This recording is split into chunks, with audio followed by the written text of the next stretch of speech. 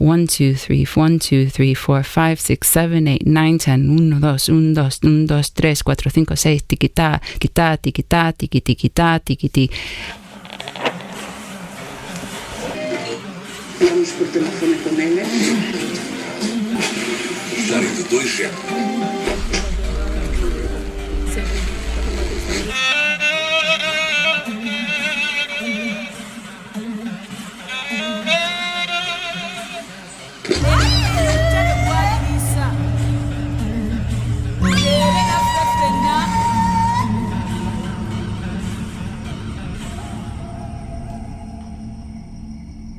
I am, and in many ways have always been, an immigrant. I may owe my existence to colonialism, but I was the first post-colonial child in my family, the first one to be born Angolan. As civil war struck, my parents and I fled to Portugal. I guess technically we were refugees, but the former motherland never labeled us as such. We were instead returning. The sense that I'd come from somewhere else was not just ingrained in my identity, but also something life would never allow me to forget. I moved to England at a time in history when doing so was essentially moving from one area of the European Union to another. I have now lived here longer than where I was raised, that place where my thoughts were shaped. Life still insists on reminding me that I come from somewhere else. My name is João Paulo Simões, and this is The Matter of Migration, a podcast where voices from elsewhere discuss the here and now, never forgetting what came before, so that together or individually we can reach a better place.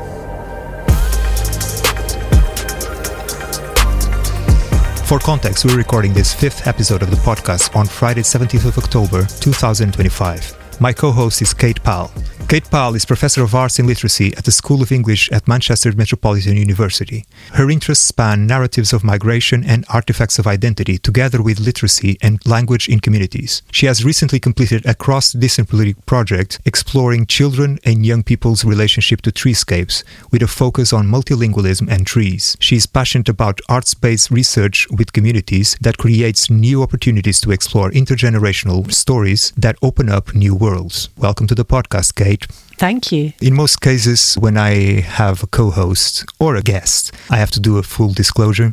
So far, I've done a couple, and in this case, it's probably the biggest full disclosure that I feel that I need to do by inviting you to be the co-host, because of the way we worked together before. You were part of a project that commissioned my services as a filmmaker, and when it came the time to structure and plan the episodes, when you got to this one, for me it was a no-brainer. It had to be you. Thank you, João. And I suppose for me, this is a hugely important discussion because the Transmitting Musical Heritage Project was devised by the musician Faye Heald at the University of Sheffield with John Ball, an ethnomusicologist. And it was with the people of Sheffield. It included Rafiki Jazz, which you know well, which was a group of musicians across the city who came from very different musical traditions. It included a community group called Babel Songs, which again drew on different musical traditions, and it worked as well with the folk heritage of Sheffield. What I loved about that project and about your work particularly is it took off from that into the city, and it took off from that in very interesting ways. So the project that you got involved with was one that I developed with musician John Ball in Firvale School in Sheffield, where we worked with Roma heritage musicians who taught the music department staff how to teach music. And I felt that was a wonderful flipping of knowledge and a flipping and of understanding of how knowledge was created. And I'm really excited about this podcast moment and the work that Rosa is doing, because I feel like that's sort of expanding and developing the groove that was transmitting musical heritage, and being part of this discussion will be really important for me because I've currently got other projects on the go. I've got a project called Migration on Tape, which is about audio tapes. And I'm really interested in the ways that you're conceptualizing these issues, Rosa, and also the way you've worked in Sheffield. So I hope we can kind of just make this a very full conversation where we enrich ideas through this process. Yeah, no, absolutely. Would you like to introduce Rosa then? And I hope I pronounce your name right. Rosa Maria Cisneros? is an internationally recognized scholar, dancer, choreographer, curator, and educator, acclaimed for her collaborations with flamenco masters and prominent dance organizations worldwide.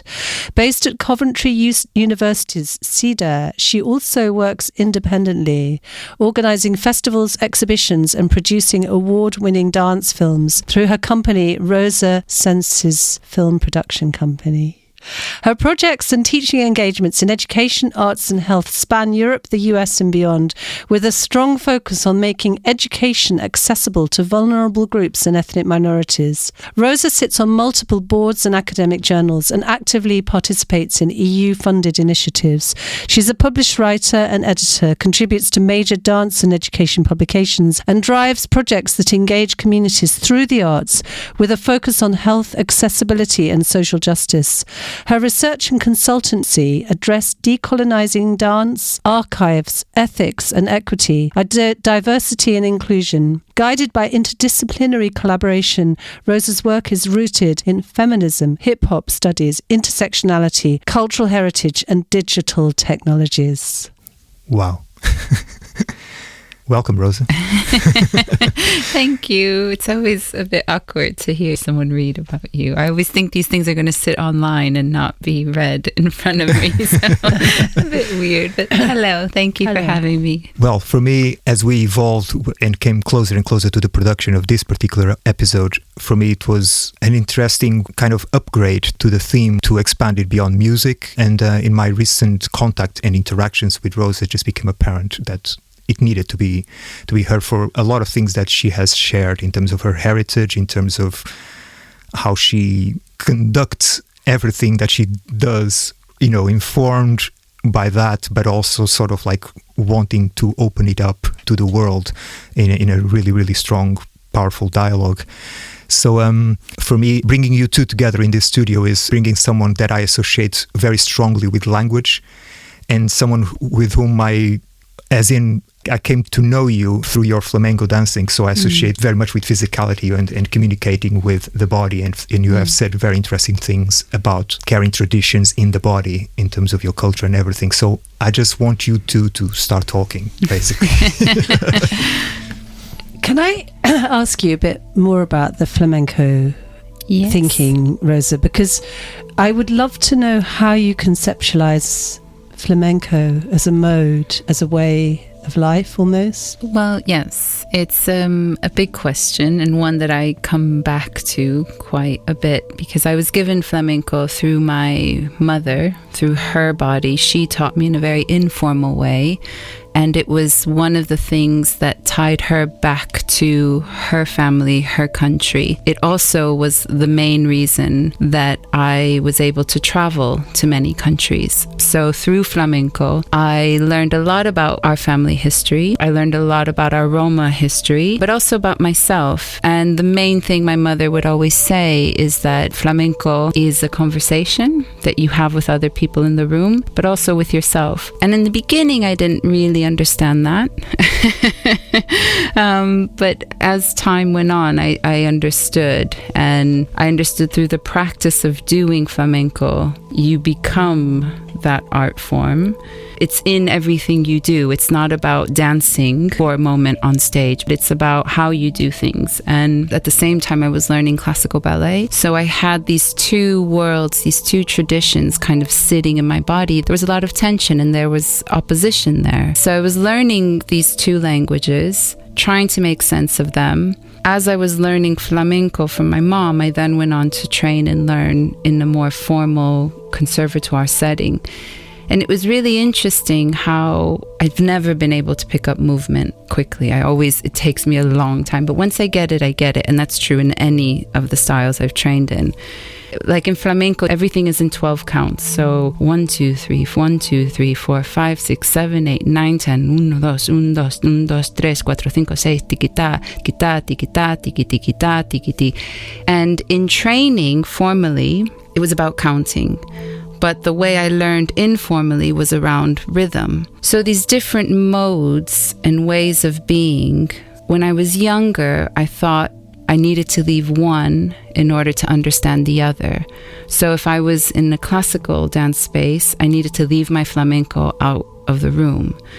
Or if I was in flamenco, I needed to leave my classical training outside of the studio. But as I learned and accepted that actually I've learned flamenco traditionally, I have a good ear, I know how to listen, I know how to have that conversation with people in the room or a musician or a singer, but I also know how to listen to myself in that. And that took me a bit of time, and eventually they all kind of came together. And that became the way of life. So that mode, that flamenco way, is just there, whether I'm dancing on stage, training, or even in this conversation. You know, I know my mom and other people are here in some way. That's beautiful. I think for me, there's something about the reciprocity in there. There's a conversation between and around and beyond.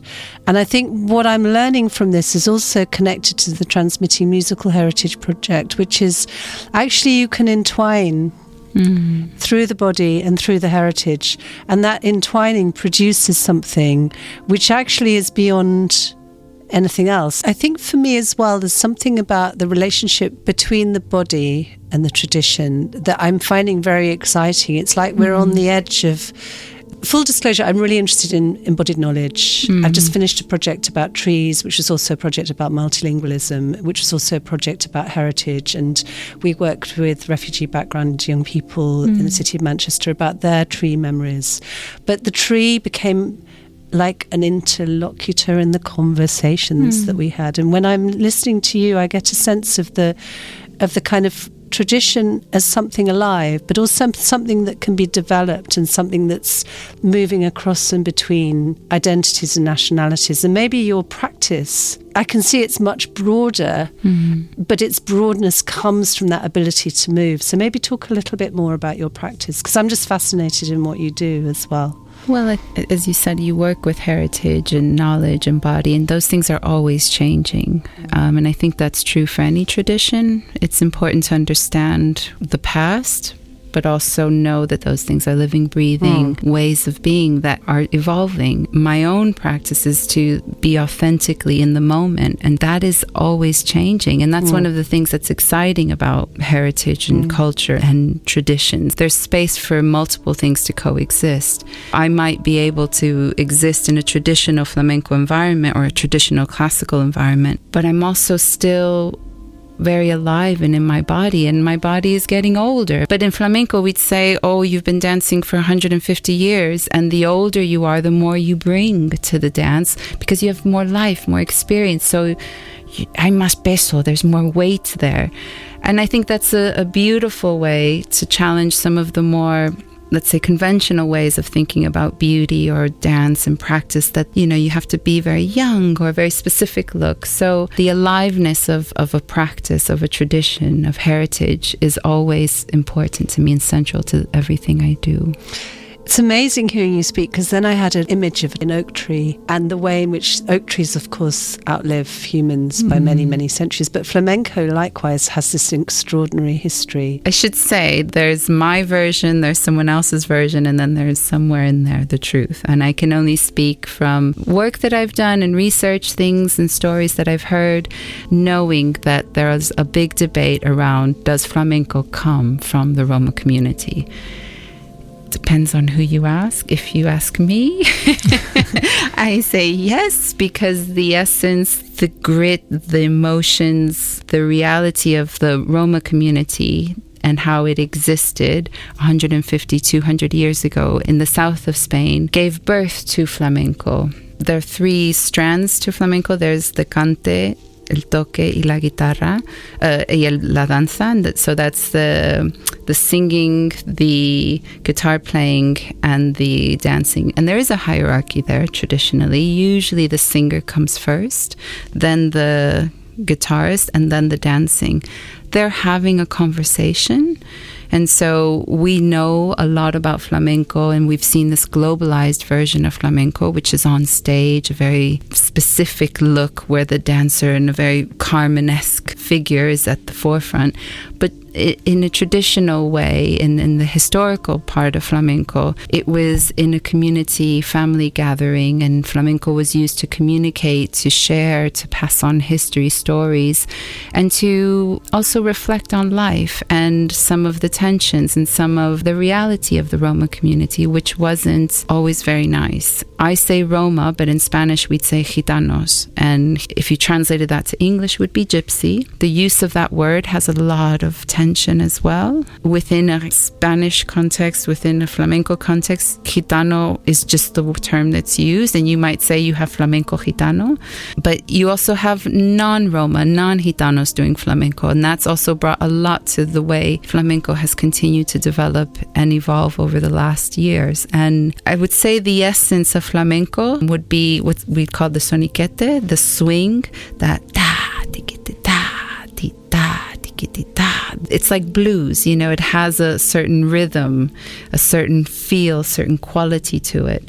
To go back to your point about the tree, oftentimes when you talk about or see flamenco written about or even discussed, we say there's a flamenco tree and they're the roots, and that connection to the earth, that connection to the environment is very important. And flamenco has lots of styles. We call those palos, like branches. So you might have a branch that is an alegría, which is a happy, translates as a happier dance. You might have a tangos or soleá, and soleá might be a little bit heavier. And so these different branches, these different styles of flamenco will respect the three-part conversation, but also have very different verses and a very different energy and quality to them. And you don't always dance to every flamenco style. I also have another question. Is that all right? Go ahead, yeah. This is so fascinating. I always have things in my head when I hear you speak because you evoke worlds. You're a world maker. But in my head, I also had an image of a group of girls, so maybe about 8, in a school near here, dancing. And I thought about those girls, and they were dancing flamenco. And I was thinking, one of the things that I'm very passionate about is creating a space in the education system for those girls, for those girls and their heritage and their bodies and their infectious fun. And I wondered if you'd like to talk a bit more about the role of flamenco in educational settings. It's a beautiful idea to think of a bunch of young girls or young Roma girls in dresses and dancing, or anyone dancing is always, a beautiful thought, because I think everyone can dance. Some can do it a little bit better than others. But I think it's important, that idea that young people feel that they can bring their heritage into an educational setting, whether that's Roma, Somali, any community should feel that it's safe enough to express themselves and for their heritage to coexist alongside whatever space they're in. Yes, some projects that I've worked on have done that. I've also seen a lot of other beautiful projects that support that. Why is that important? Some people say, oh, it's just dance. Or it's, I've heard that my whole life. Oh, you're a dancer? Yes. And actually, you ask me to be on these other fancy health projects. But the thing I bring to that is actually the reminder that we're humans, that we're bodies, that we're energy, that we're alive.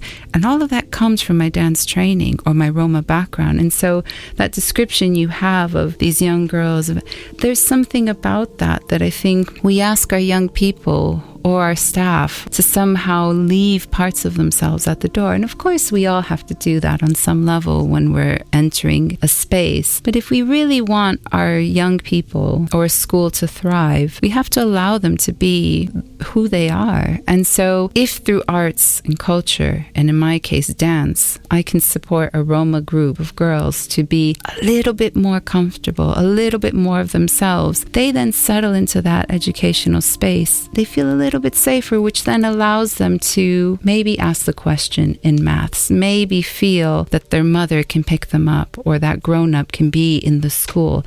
I think arts, music, culture is an equalizer, but arts and culture is a bridge between many spaces. And so if we can get our young people feeling a little bit more of who they are, more and more of that family will enter into the educational space, and then they'll thrive. I know they will. The matter of migration has been conceived and developed alongside a physical safe space in which the public can immerse itself. This multisensory installation has been designed and crafted by artist Liz von Graevenitz, informed by a series of workshops with specific groups, and will itself migrate between community spaces across the city of Sheffield, the original city of sanctuary.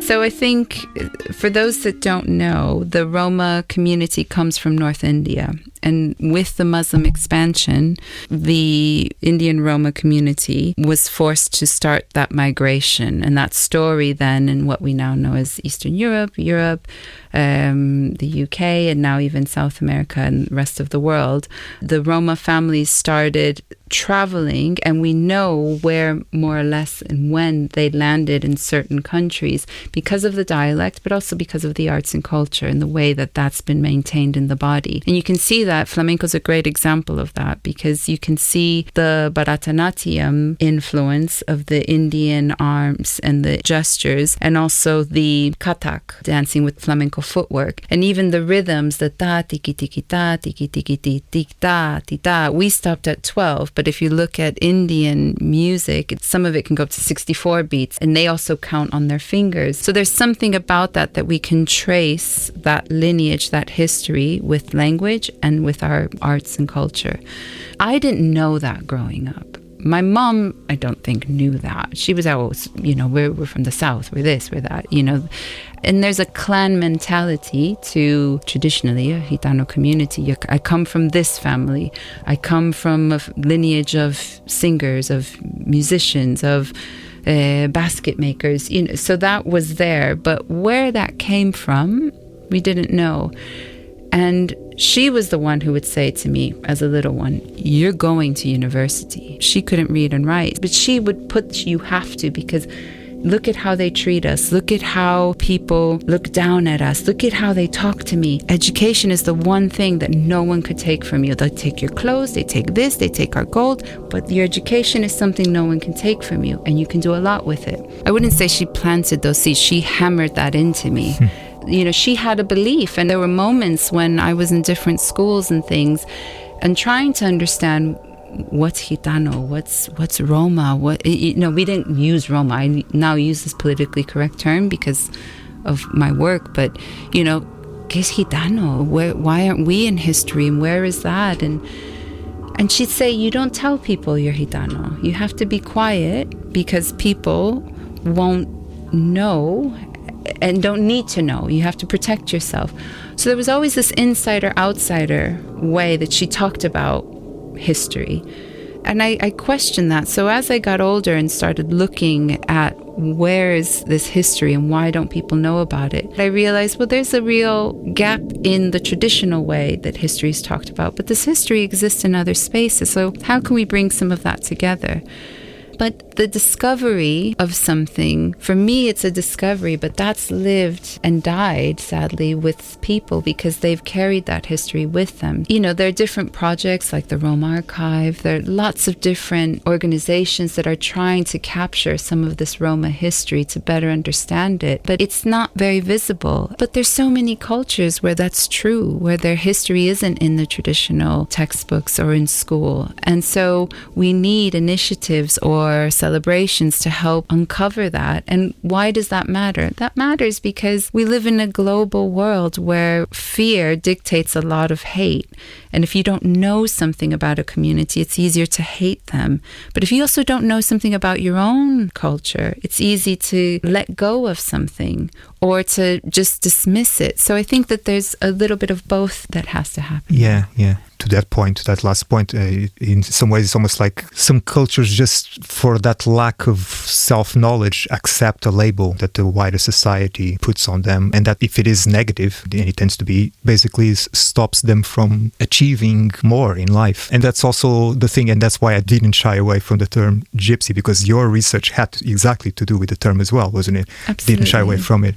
But in terms of a label, a lot of what you're bringing out and showing the richness of has for example, where I come from was always looked at as in something that was very on the margins of society. It's something that was very much its own thing. And by not understanding and lack of knowledge, and also an attitude of survival on the side of that community specifically, would end up having very, very negative connotations. So it's all about communication. It comes down to that. A good thing about this country is, historically as well, is that it has understood the power of communication perhaps better than most countries in history, and that's how it disseminated its culture so widely and so successfully, is understanding the power of communication. And when that's associated with generosity and generosity of spirit and openness, you can have conversations like this. That is the privilege that I feel.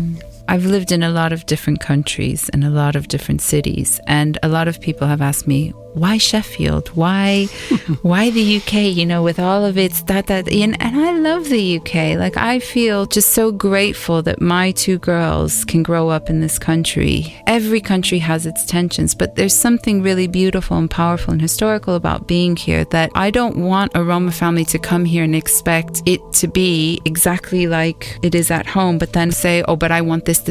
No, like, where is that meeting point? And I think that there is a space for that meeting point, and that's one of the things I love about the UK and living in Sheffield. Every country has its thing. And I've experienced a lot of hate crime or hate myself. I've seen it on my daughters. However, it would be very different if we were growing up in Spain or if we were growing up in the US. There's something quite beautiful here that I want to also acknowledge, that we can do these projects, we can have this research, we can talk about these very tense things. Just want to kind of acknowledge that as well. And that's important, because I don't think we always appreciate the safety that we can have in a country like the UK. So yeah. Yeah, no, absolutely, yeah. And I think we talked about meeting points, didn't we, in the project, in the Transmitting Musical Heritage project. We talked about music as a meeting point. Yeah. And I'm really interested in the meeting point idea, because I think there's something about that as a space of practice, and looking forward again to Sheffield and having colleagues here from Sheffield City Council is really great. I feel like we've got that meeting point, and in all of us.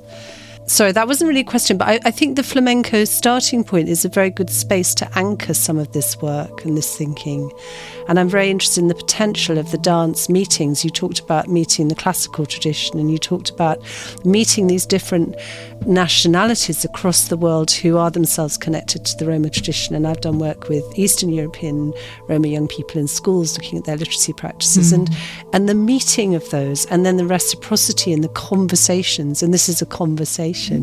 And the liveness of that, like a kind of river bubbling along, is really inspiring. You look at flamenco now, there's a traditional flamenco, but there's a more globalized flamenco, that you have people in Japan that are incredible flamenco artists, dancers, musicians, and they have more soniquete than someone who's from Triana in Sevilla, which is a very Roma neighborhood in Spain. And so, my Trianeros are going to kind of eat me alive for saying that. But, I'm saying my point is that it can be dance and it can be in your body in a way to communicate in a really powerful way, in a transformational way. If we're thinking about it being a center point for an exchange, I think the bodies do that, because body is an energy, and I think music is energy, dance is energy. So when those things come together, it can be very beautiful and powerful. Yeah, but when you dance flamenco, you are definitely just reconnecting to something that is very, very, very much to do with your, how do I put it, your genetic information, your genetic identity. Thank you for saying that.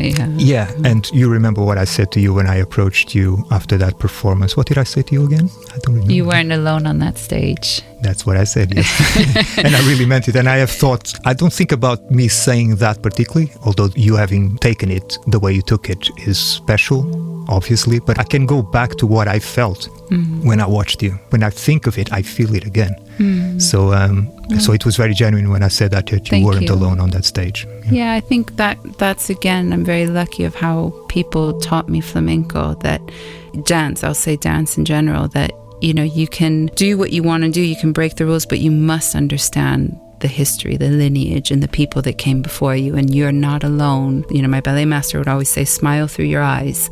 Just that transforms everything. And those people are always there with me. That's important. And I think that's something that our young people, I see are losing that respect for what's come before, because everything's so fast. Everything where we live, adults are guilty of that as well, but let's slow down. Let's go back and understand the past so that we can also break the rules and understand why we're breaking them, but also let that sit and be inside of you or inform you. And we're losing that. And I think some flamenco people might see my dancing and think, ¿Qué es eso? What is that? That's not flamenco puro. That's okay. But it took me a long time to get to that, because I was trained and I did the more specific type of flamenco. But that's it. It's living and breathing. And some of the screen dance work that I do, you don't look at that and think flamenco, but at its core, it's flamenco. At its core, it's a language, and the camera's capturing that, and that's a different language. And so when those two worlds meet, you can have a great kind of screen dance film that's transmitting something, and it's again about energy. I wanted to talk about filmmaking and then bring in Kate in relation to it, but I wanted to ask you first,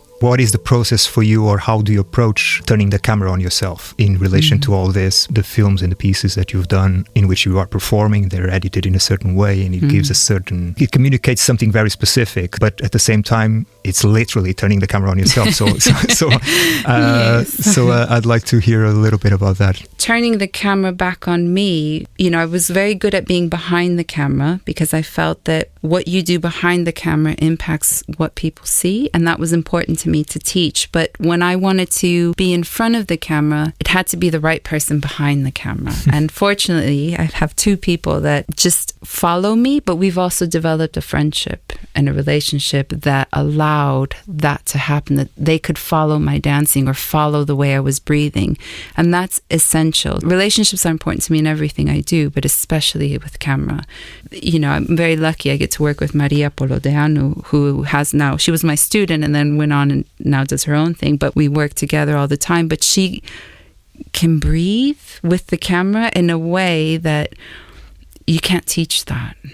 And, we disagree, and now she'll say, no, Rosa, you have to do that again. And now she's really directing me. There's something about that exchange that is linked by breath. And that's very, very hard to describe. But when you see us together, it makes sense.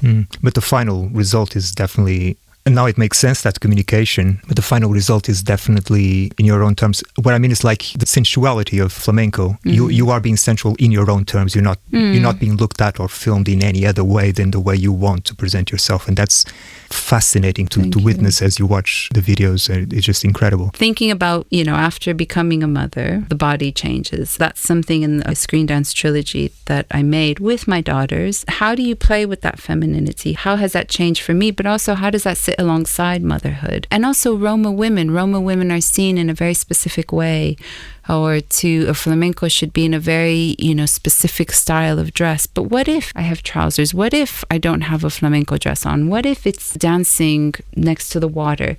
That's the essence of it, being in nature, communicating. And again, I love that my daughters could be included in that, because I can't tour anymore. I danced with them until I was, 8-9 months pregnant. But at that time, what I realized was people were seeing me just as a pregnant lady on stage. Let's hope she doesn't fall. It's, all of that was in, and anything I was communicating or trying to say was just not there. That connection that you established there between the camera person and what you're doing, and that is like breathing, that was sort of like a similar acknowledgement that in a way I received with Transmitting Musical Heritage Project. After you saw the first of the series, you realized that I wasn't just recording, or I wasn't just fly on the wall observing, and you realize that my inquisitiveness in certain moments was highlighting a lot of the findings and a lot of the questions moving forward. And that led to perhaps the best experience that I had with a commission job was in that series of projects, because I felt really respected, and it all came from you. Thank you. One of the things that I wanted to say to you, and it links also to something you've just said, Rosa, is for me, your films were about poetics.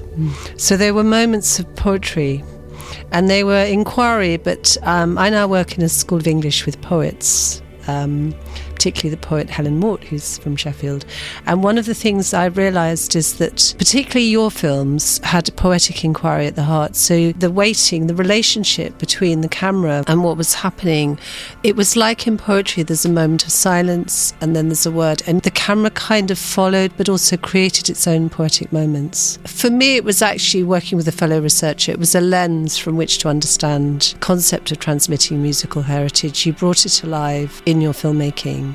And I can see that within the dance, that liveness is being reflected back in these very skilled professionals. I don't feel that's being captured very much, actually. I'd be really excited to kind of talk more with both of you about that, because I feel that's underexplored.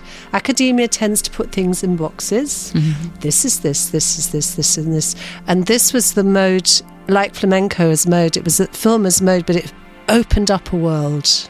We're kind of like entering the last few moments, so I always leave space for some final thoughts. You know, it can be about anything. Yeah, so I wanted to share that I've just loved inhabiting the streets of Sheffield in our discussion. And it's made me very nostalgic for the city I used to live in, but also the love that you bring to it. So the love for Page Hall, the love for the Adventure Playground, which I love as well, the love for the people of Sheffield. And that's something about that love, I think, is often missed from discussions. And I feel like Sheffield itself generates that love. You know, it's a very loving city. And actually to reclaim that has been really fun for me. I really enjoyed today, because I've enjoyed hearing the stories of Sheffield, but also hearing these live stories that are giving hope to the city of Sheffield as well. The Matter of Migration is a Frontier Media production, co-produced by Arts on the Run, recorded at Springtime Studios in Sheffield, UK. Engineered by Ricardo Lourinho, edited and mixed at Audio Vault Casa Premium, with sound design by myself and final mastering at Rickmore Audio Solutions. This podcast and accompanying installation have been supported using public funding by the Arts Council of England, Community Cohesion and Resilience Programme, and Sheffield Town Trust. Special thanks to Migration Matters Festival and all the community spaces that have kindly hosted the pod.